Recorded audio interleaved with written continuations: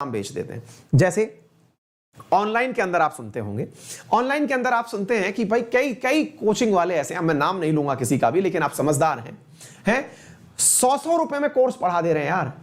मैं मतलब देख रहा हूं राजस्थान में हजार रुपए के अंदर भाई आरएएस की तैयारी हो रही है यूपीएससी का सब्सक्रिप्शन 500 रुपए में बिक रहा है। भाई हो क्या रहा है, 99 रुपए में कोर्स बिक रहे हैं। मतलब यह है कि या तो आपके टीचर की तनख्वाह नहीं है ना, या आपको प्रोडक्ट की वैल्यू ही नहीं पता है, क्योंकि जब तक आपको यह नहीं पता है कि यह प्रोडक्ट इससे कम में बन ही नहीं सकता है, तो आप जो बना के दे रहे हो वो असल में उन लोगों को खत्म करने का प्रयास कर रहे हो जो छोटे मोटे पढ़ाने का लोग प्रयास कर रहे हैं, या फिर आप कंटेंट डिलीवर ही नहीं कर रहे हो। क्योंकि आप अगर एक यूपीएससी क्वालिफाई किए हुए बंदे को या फिर खुद आईएएस अधिकारी को पढ़ाने के लिए लाएंगे तो उसके लिए एक आवश्यक तत्व होगा, कंटेंट होगा।